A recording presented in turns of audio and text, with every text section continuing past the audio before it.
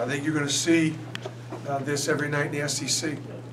I don't know that there's a team in our league that can't beat anywhere, can't win anywhere, whether it's home or on the road.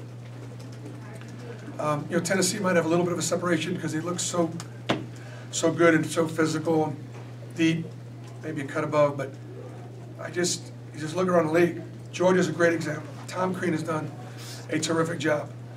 They play with an effort and an energy and a confidence and a passion. As a coach, I can tell you their stuff's hard to guard. It's well thought out. You know, he's got them believing. So we're very pleased with the win.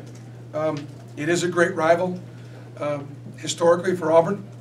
You know, Georgia is a team that we need to beat for our fans.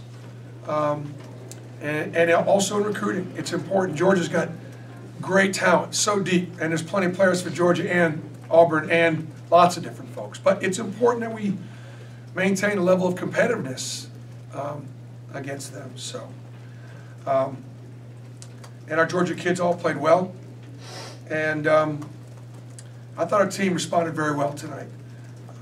We needed a better offensive execution. We need to get to the right spots and take better shots. I'm probably also most pleased with the win because we got a lot of guys contributing. Those are the most pleasing wins for me.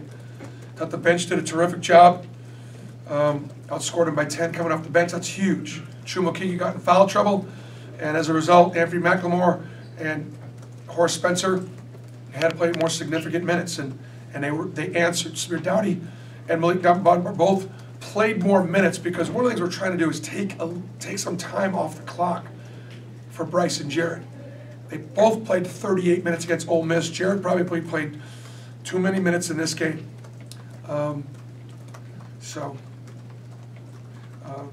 It's great to have our letterman back. Great to have our students in. Another sellout crowd. That game was on ESPN2. We had a pretty all-star crew calling the game, Tom and Sean, and you know, I think it made for pretty good television. So we'll take it, and we'll try to get ready for the next one. Bruce, can you talk about points in the paint stat? Well, yeah, I mean, it was significant that we got more two-point baskets. They blocked 8 shots, but we felt like we needed to go inside more, and we needed to finish more, and don't finish through the contact. And I thought we did a much better job. I did a better job play calling and getting us in a better spot. So, and our kids did a good job executing. But that's really important that we weren't so reliant on a 3. I mean, you know, they went on the road and shot more free throws than we did. You know, and we got more points in the paint than they did. So we got in the paint a lot, and yeah, you know, that's the way it is in the league. They went to the line more than we did. Bruce, you guys got pushed around at Ole Miss, and the thought was Georgia's a pretty physical team too. You knew that they had to step up, your guys did. Do you think they did that today? I think so. And I think it's fair to say that, you know, you could say you guys got pushed around, as a matter of fact, with no animosity. I mean, look, sometimes it happens, you know what I mean? Yeah. And I do appreciate also the way you guys have sort of understood that. It was a fact. It's the way they played. And so therefore, can you adjust? You know, can you step it up, or, you know, whatever? And I mean, I told you Ole Miss was good, or I thought they were good. They were good. They played us. Bruce, just to have Anthony, and he said he felt like he had a little bit of that spring back. What'd you see out of him today? That's the closest he's looked to a guy that was first team all defense and a key player for us a year ago. Anthony gets to be doing what he's doing there, and we're a different club. Different club. How big of an advantage is it to have Anthony and Austin, 2 centers with really different skill sets?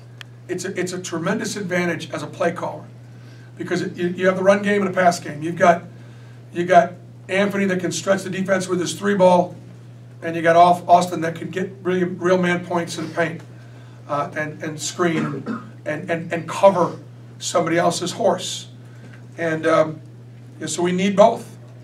And so I guess Obi got in a little foul trouble, and that was a factor in the game. When they went small, that bothered us too.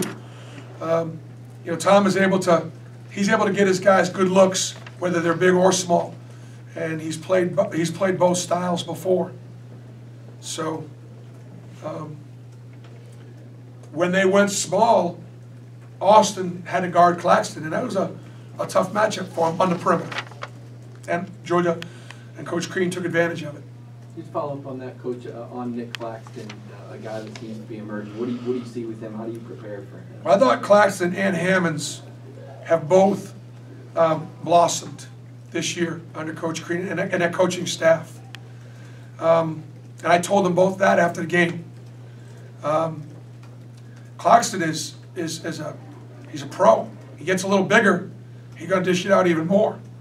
And they ask Rayshawn to do a lot because they really don't have a point guard. They don't have a point guard. They're kind of by committee, and so you know he doesn't have that guy who can just like I do. I can put the ball in Jared Harper's hands and say run my team. Is it do you take it as a good sign when you see Jared Harper didn't shoot the ball that well Wednesday night? Comes out and hits a three 22 seconds into the game. Is that something you look towards? That's a good sign that he's. Yeah, I mean Jared's a confident player, and you know what I was as pleased about though is he had a couple of 2-point baskets. He only had 1 turnover. He was locked in a little bit more defensively, communicating. But he's a dangerous, dangerous player. You have to show out on him on a ball screen, otherwise he'll shoot behind the screen. That opens everything up. That opens up all your ball screen offense. Is the ability to have both Bryce Brown and Jared Harper, who can shoot behind that ball screen. And Samir Dowdy, who, you know, not known to be a 3-point shooter coming out of VCU, grind in the gym, just grind in the gym. And got really good play out of both Samir and Malik at the 3 spot. So that's back-to-back games. We've got really good play out of the 3 position. Bruce, defensively, do you still think you guys are giving up a few too many open looks out on the perimeter? Crean mentioned that he felt like they missed a lot of opportunities on the outside. Well, they made 11 threes, and they shot 38%. I think they'll take that. You know, our goal was to shrink the paint. Our goal was to try to make them beat us from 3, not 2, because I thought they were better from 2 than 3. And I mean, if you let Georgia drive it downhill and get to the rim, or you let them just post up, I thought we did a pretty good job in the post-up game. He likes to isolate Hammonds and Claxton and Obi, and they didn't get quite as many touches. Part of it is the ball pressure. When you're handling the ball out away from the basket, it's a little tougher to get those guys those inside touches. A lot of things went well for you guys in the scoring end, Bruce, but another kind of anonymous game for Chuma. That's 2 in a row. Foul trouble. Just foul trouble. Okay. Yeah, just foul trouble. He only played, you know, under 20 minutes, so, yeah. Do you think, though, that little pump fake and drive and dunk might help him break out that slump a little bit? He will take what they give him. He'll be all right. He'll take what the defense gives him, and I understand that we all know what he's capable of, so he's great to coach, man. He's so unselfish. But we need him to be able to beat the best teams on our schedule. Just kind of a question from 10,000 feet coming into this rain from outside. I think you've won 24 out of the last 25 here. When did that click? When did that start to happen for you? You saw it happen in Tennessee. When did you start to get that kind of advantage here at Auburn? It was the chicken and the egg here at Auburn. Which one do you need to have first? Do you need to win to get people to come? Or will they come on the promise that you're going to win? And that's what they did at Auburn.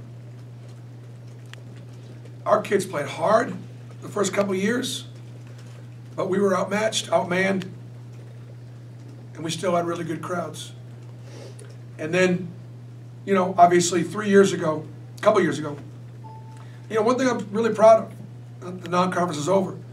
34-5 in the non-conference is the best non-conference record in the SEC. You know, when I got to Tennessee, they were down a little bit. And when I got to Auburn, they were down a little bit. And I just did not want our program to bring the league down. And so right now we're competitive. Right now that's all we are. We won a championship a year ago, but right now all we are is competitive. We got a long way to go.